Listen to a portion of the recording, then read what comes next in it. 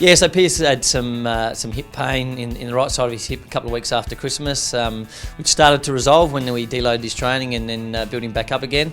And then he got some pain in the left side of the hip, so we sent him off to the specialist, and his suggestion was to operate, given he had issues with both sides of his hip and had some cartilage loss. So we just wanted to clear that up because that was impinging on his hip joint and giving him some issues. So so we went in for surgery earlier this week.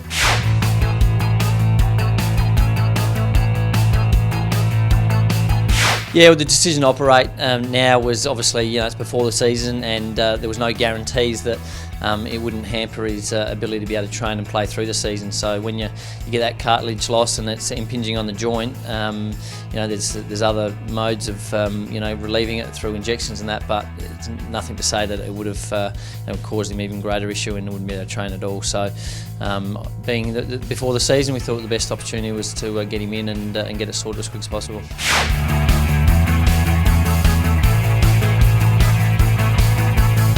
Yeah, the surgery, it was good news and bad news out of the surgery, I suppose. The good news was, I'm glad we pushed it to get surgery, because there's no way Pearce would have been able to train and play through that, so that would end up being a really good decision.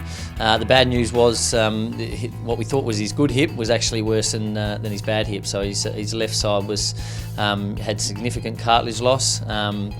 Fortunately, the surgeon was able to repair that. They use a technique which is called microfracturing, where they drill into the hip bone, and the flap of the cartilage had fallen away, so he was able to actually glue that flap back on, which is good for the long-term health of the joint on the left side. If you lose your cartilage, then your osteoarthritis kicks in, and really the joint of the hip, or health of the hip rather, can go south very quickly. So he's fortunate from that point of view that we did get in there early, because had it been left, then he could have been having some serious issues with that, and having to retire early. So from that point of view, it was good news. The bad news is it's gone from what we thought would possibly be a 12-week injury to more like an 18 to 20-week injury.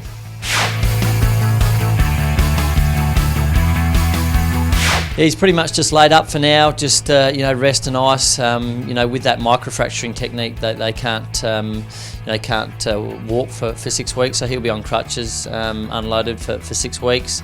After that period of time, we'll start getting him going, get him in the water, and looking to older G run him around that 10 to 12 week mark, and generally 12 weeks on ground running, with a return to play around the 18 to 20 week mark.